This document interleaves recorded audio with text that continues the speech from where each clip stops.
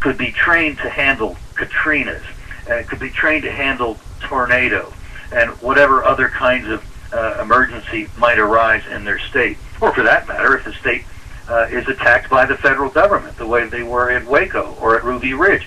You would have a body of men accountable to the governor or accountable to the sheriff, like a supplement to the sheriff's posse, be trained to work with each other and with the local sheriffs, so that when something happens, they're not strangers to each other. They've developed an esprit de corps where they can work together, know what the other guy will do, and he knows what they will do. And that's the way it ought to be. And I'm hopeful that we're going to see movement in that direction as well in some of the states, even this year. Larry, this is how I got started. When I started Free America in 1994, I started the militia. I helped start the militia. We organized. We had a group called Wake Up America, and we brought people from all over the country in to speak. And we started the militia, and we met with the governor. Governor Gary Johnson, wonderful man, wonderful governor. Been into my house, and he backed us up. And then suddenly there was ADL, armed and dangerous, and that's they used something 8 years ago that the Southern Poverty Law put out on me, talking about me starting the militias in order to demonize me now. These groups are big government Marxist groups. These groups, the ADL, SPLC, are groups that want power to be concentrated in Washington. They want us to be like European socialist governments.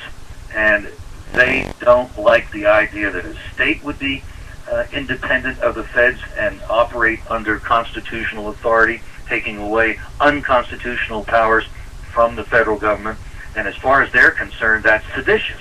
That's a dangerous thing for states to act independently. And I'm hopeful that they're going to absolutely have their heads explode with what happens in the legislatures this year. The 10th Amendment.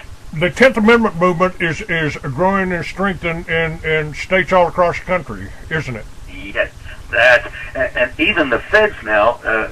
Representative Cole from Oklahoma is pushing a 10th Amendment bill that, as I understand it, would clear the way for a rapid trip to the Supreme Court when a state finds the federales acting outside their Article 1, Section 8 powers, and give them a speedy trial right away to the Supremes. And that would serve as a very welcome check. But what if the Supremes get it wrong? Because after all, look who appointed them, but the Congress. They're just politicians that were approved by other politicians, and then they wrap themselves in black robes and tell us that somehow they can invent the Constitution.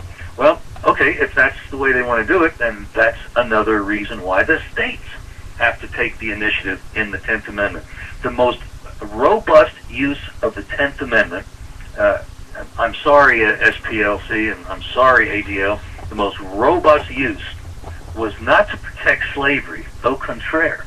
It was to protect fugitive slaves when the northern states, in the last few years before the war between the states, the northern states passed laws nullifying the fugitive slave law that said that when captured, that you had to capture them, you had to remand them to the south, and the northern states said that it is illegal for a federal marshal to do that.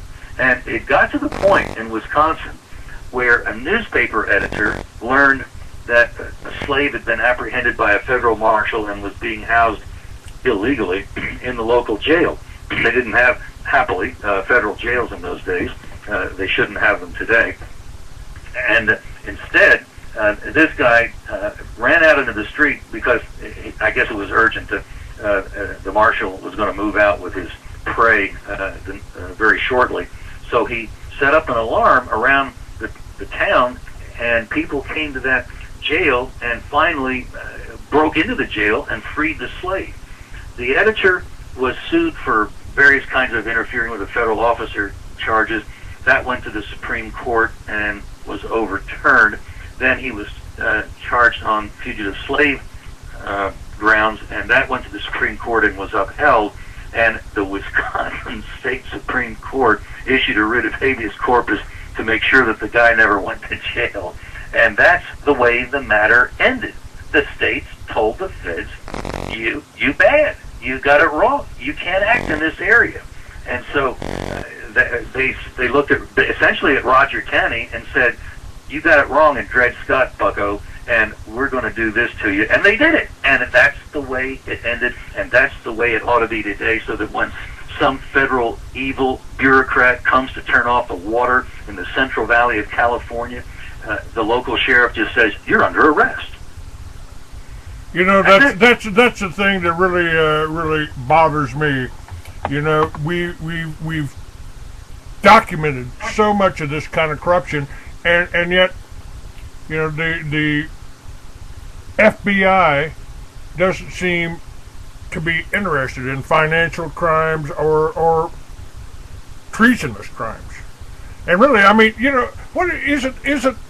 Have we just been shifted into a one world government without any through gradualism? I mean, you figure the FBI is under Eric Holder at the Justice Department. Eric Holder is one of the most left-wing, angry left-wing attorneys general we've ever had, and the FBI is responding to the direction that they're getting from their boss. And it's not surprising that they can't see any evil on the left. They can't see any evil that might be treasonous, because as far as they're concerned, patriotism is betraying this country. Patriotism is tearing this country down. Patriotism is mocking this country and denying its exceptional nature. And so that's when you have an animal that walks like a duck and it quacks like a duck, then it's probably safe to conclude that that's what it is. You know, it's every plank on the Communist Manifesto is intact in America today. Who won the Cold War anyway? I mean, I thought we won it, but maybe the Russians just came right over here, moved into New York and Washington D.C., and the communists just moved their headquarters here. There's certainly more Marxism in our universities than in many of the former Soviet satellites in Central Europe. In the Czech Republic, they've done away with the income tax, and they're very business friendly. Their economy is booming. In the Baltic states, Estonia, Latvia, Lithuania, they've done similar things, no income tax and friendly to business. They're booming. They're called the Baltic Tigers. Poland has done much the same. Their economies are flourishing. Even Bulgaria, which used to be a real pestilence sort of location, it's starting to flourish as well because of these same kinds of limited government, free market-oriented policies. Meanwhile, the United States is shackling itself with Marxist views that we need all this regulation. Somehow only wisdom is to be found in the central government, and it's being supported by the Marxists in our universities. In all candor, a university degree increasingly is not only not worth anything, but it's actually a dangerous thing, because you can lose your soul and you can be taught nothing worth anything in a free market. And we have a lot of college graduates flipping hamburgers because they need to do something productive, and their degree won't let them do anything productive. It's well, let's see. That's what plank is that? Control of the education. Control of the education. Right. And one of the things that we see from Gun Owners of America in our educational takeover by the Marxists is the zero tolerance policy, which just recently there was a little guy, maybe seven years old, I think, and he made a gesture with his hand to resemble a gun, with the thumb and the index finger, got himself suspended. These people, as long as we have a Department of Education in Washington, which I think should not be very long, but as long as we have it, it ought to say none of these funds can go to any school system in the country that has a zero tolerance policy on guns. That has been a huge teaching tool so the kids get the idea that guns are bad, and they're only good if they're in that nice policeman's hand or that nice soldier's hand, but not in mine. I can't be trusted. Yeah, how come the mainstream press doesn't put the stories up about the little 12-year-old girl that shot and killed 2 illegals who were breaking into her home? Yeah, there's been a series of cases over the years where youngsters have saved their lives and the lives of other people. One of my favorite was a young man, I guess he's probably an adult now, it's been so long, but up in the northern Indiana area, the home was broken into by like a stepfather that was no longer welcome in the home. And he grabbed the mother and was threatening to kill her. I think he had a knife on her throat. So the kid, 11 years old, ran upstairs, got mom's .45, came down, and with mom as a shield in front of the bad guy, shot the bad guy and killed him. Now, I don't know that I could have shot that well. You know, that is incredible. And kids shouldn't have guns. I don't think that mom would be in very much of an agreement with that. Larry, when I took about 30 people up to the NRA range up in New Mexico and hired a professional to train everybody on self-defense, how to handle a pistol, you know, how to fire it, when to. We had a great course. I put my teenage sons through that course. They outshot all of the veterans, all of the police officers that were attending. You know. That's great. That is good to hear, and it probably has something to do with the fact that at that age, their motor control may be superior to us old geezers. That's right. That's right. So we ought to be encouraging kids to be proficient in firearms when they are young, because as one writer I just interviewed on my show, Kathy Jackson, who is a firearms instructor in the Seattle area, and she says practice doesn't make perfect. Practice makes, what did she say, constant. Practice makes permanent. So whatever you've been practicing, that will become the default that probably you'll never be as good at in a real crisis situation, but that's what you're going to train to the level of. And it may not be perfect, but it will be what you've got. And that's why a lot of practice is a good idea, so that your permanent can more and more approach perfection. And a young person can really get good at it, and we ought to encourage that. It should be part of our training. I mean, you know, when the Homeland Security assessment came out, trying to point the finger at you know, Christians, Christian identity. Oh, you spoke at a Christian identity meeting one time, Larry. I think you so that makes you a danger. And because I've gone into a garage, it makes me a car.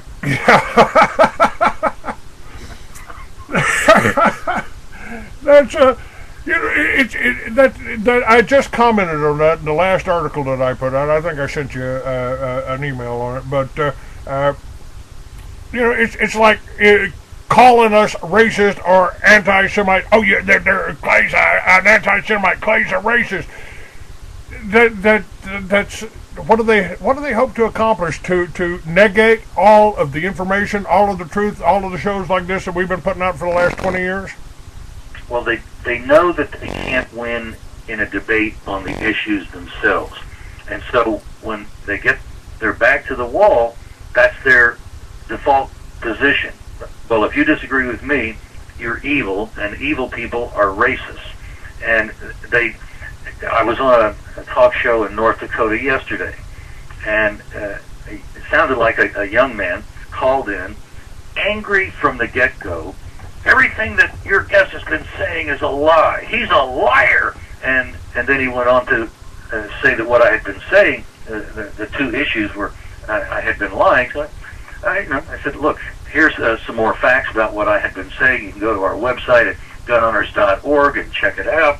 And he had nothing specific that he could say once I laid out the case in greater detail, but he was still angry. And obviously, I'm a racist, I'm a liar, something like that,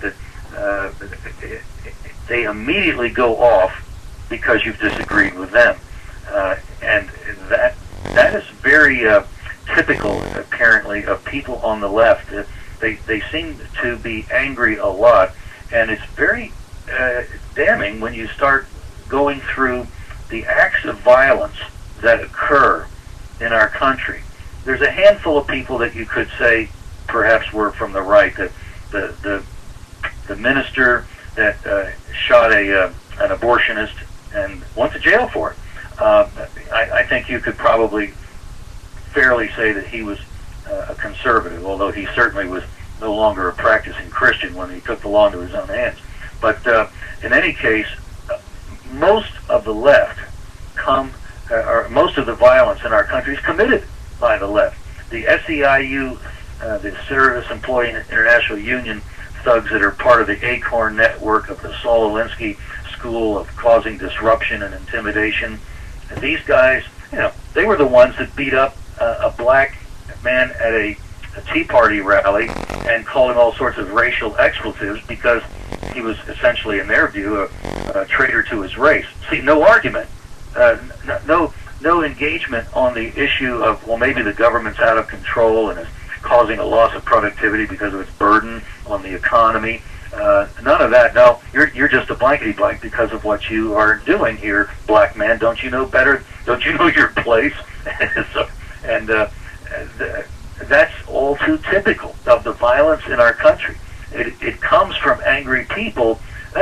Chris Matthews and the crew at MSNBC, they're angry. To my knowledge, they're not violent, but I think some of their listeners do go over the top because they're convinced that the people that Chris Matthews is angry at are evil. Chris Matthews said so. Well, they don't call it programming for nothing, Larry. When after this Homeland Security report came out linking me with the militias, I said, it's kind of tough to sue him for slander because I did help start the militias. And when Albuquerque Journal called me, you're a public figure, so the Supreme Court has made it even harder for a public figure to sue. The bar is pretty high, and you have to be able to prove malice, and that gets into the inside of somebody's head rather than the objective fact that what you said was wrong and you wouldn't retract it. But the way I put it to Albuquerque Journal, I said, what part of the Second Amendment don't you understand? The militia is every able-bodied American male between the ages of 18 and 45 by U.S. Code. Is that correct? That is correct. And that was the understanding that people had of the word militia at the time the Constitution and the Bill of Rights were adopted. Militia had 150-year legal history in the colonies, which is why they didn't need to define the word, because it had been well defined throughout the colonies. Militia, as you say, was all freemen between whatever ages of typically 17 and 44. And there was actually a compulsory nature to it. You had to be in the militia. And if you were summoned to a muster, you had to come. And you better not come empty-handed. You had to come with whatever was the military long arm of the day. Initially, the militia laws spoke of muskets, and by the time of the founding of the Republic, the Militia Act of 1792 spoke of a military rifle. But this was obligatory, and there were militia units all throughout the colonies that had been chartered by the state legislatures. And it's interesting, the Militia Act of 1792 said, if you have to come with a rifle when mustered. Now, if you're in an artillery unit, you don't have to come with an artillery piece, but you still have to come with the rifle. That's what the word militia means. All individuals that are in the country, at least between those ages, got to own a military rifle. So today, that would be an AK or an M16. What is happening in across the states? What is the movement for the 10th Amendment? I just got I spoke with a gentleman that was speaking at a meeting in North Carolina. I believe it was North Carolina, because North Carolina, for the first time in 100 years, just became Republican. Is that correct? Yes, that is correct. There were a couple of other states that had the same experience. The Wyoming Senate last week, earlier this week, it's moving fast. The Wyoming Senate this week has passed a bill that would be like Arizona's, a constitutional carry, as we call it, meaning no permit is required. If you want to get a permit so that you can have reciprocity with other states, you can do that in the bill, as in Arizona and Alaska. But you don't have to. If this passes, it means that if you go to Wyoming, say you fly into one of the airports, when you get your checked bag out, you can go into the washroom, you can go to your rental car, and get your gun out of your case that you've checked when you flew, and put it in your pocket, put it in your purse, and you're good to go. That's the way it ought to be. There are other states that are pushing that kind of legislation as well, and the Firearms Freedoms Act are being advanced in many states. There's efforts underway to eliminate the gun-free school zones in several of the states, and some of the states that lack open carry are also pushing for that. So I'm happy to report that our state director is going crazy trying to keep up with all that's going on in the various states, because they really are on the offensive, pushing back against gun control that should never have been on the books to begin with. And it's very encouraging to think that if they get them through in Wyoming, in their legislature, the governor is almost certain to sign it. Wisconsin, the only question there is it going to be a constitutional carry law, or is it going to be a fairly firearm owner-friendly permit law? But they've got a Republican legislature for the first time, and I'm not sure how long, with a Republican governor. And by the way, the new RNC chairman is the guy that people give a lot of credit to for having engineered that takeover by the Republicans in Wisconsin. Priebus, I think his name is pronounced. Apparently he's a pretty conservative guy, so we're hopeful that the Republicans finally are chaired by a real conservative, because Michael Steele was for the Clinton gun ban, and Michael Steele was not an effective fundraiser. Priebus seems to have taken care of business in Wisconsin. If he can do the same thing nationally, this would be probably the first time in a long time, maybe since Haley Barbour was the head, that really good and competent and conservative leadership will be at the helm of the Republican National Committee. So I'm hopeful that will pay dividends in 2012, and that the Tea Party will keep pushing, so that we can take care of business and continue the Republican control and conservative control of some of these states, as well as grow conservative constitutional membership in the U.S. Congress. They're really frightened of the Tea Parties, aren't they? That's why they're trying to use you and I to demonize them somehow. That's exactly right. They see freedom on the march, and they're having the same reaction that King George had. And when we talk about exploding liberals' heads, that's almost a statement of fact. King George ended up in a nut house. So you could say, psychologically, his head exploded. Let me ask you about one other aspect here, Larry. I've told people that I went to jail in the 40 years ago when pot was a felony in Texas, and technically that makes me a felon. Now, when I was in New Mexico, I looked up the law, and a felon was anybody, after 7 years after you've been arrested or been convicted, you're not a felon anymore, and you can buy a gun, you can own a gun in New Mexico. On the federal, on the federal level, I called the BATF and wanted to know how to get my rights restored. How can I do this? We've closed that department. Now we've got 1 in every 31 Americans in prison, on parole, or on probation right now, more than any communist country. So we've got all of these people that somehow been disarmed, not allowed to own a gun. And if they have a gun to protect themselves, then they're putting themselves at risk to going back to jail. Right. What is the truth about that? How can the BATF close down something so people, we got how many million people that can't vote? Years ago, then Congressman Schumer got an amendment in the appropriations budget for the Bureau of Alcohol, Tobacco, and Firearms that just gets carried over year after year, that prohibits the spending of any money on the restoration of rights. So, of course, they had to close that department. Not that it was a very helpful department when it was funded, but it's Schumer that did it, and I'm hopeful that with the new Republican leadership, that'll be one of the things that just plain comes out of the budget. And when the House sends over a budget with that pruned, there's really nothing too much the Senate can do. I don't know that they would easily get the votes to put it in. And in any case, I think the House could say, well, good, if you don't want to fund the department, that's fine with us too. Well, you think there's going to be... Now, let me ask you about this.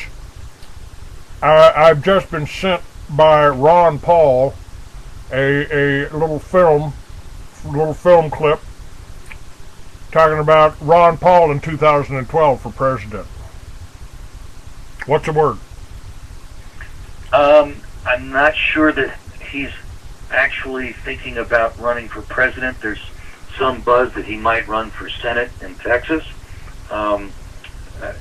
There's so many conservatives that are potentially candidates in 12 that, frankly, if he has a good shot at that Senate race, that might be a good direction for him to go.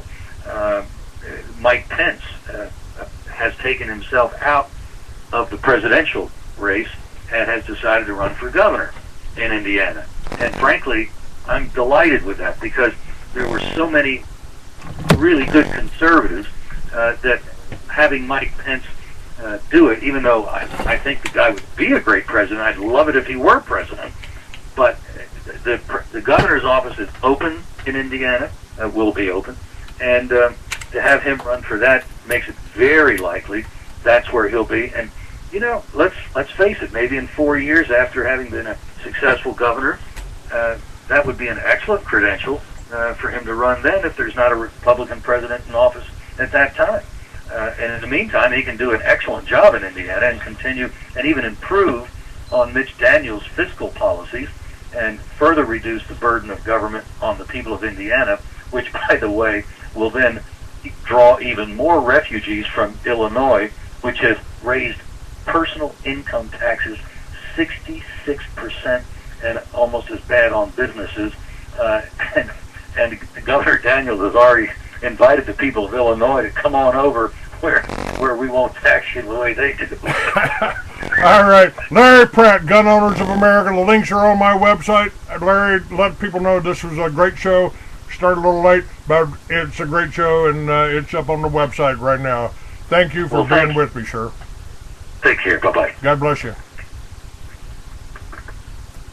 All right. Now, let me see here. We'll, got to do this first. And recording has been completed. Okay.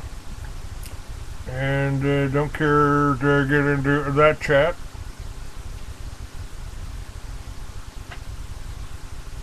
Okay.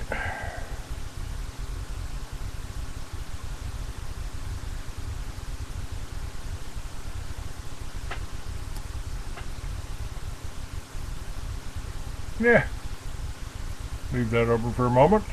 And now let's do this.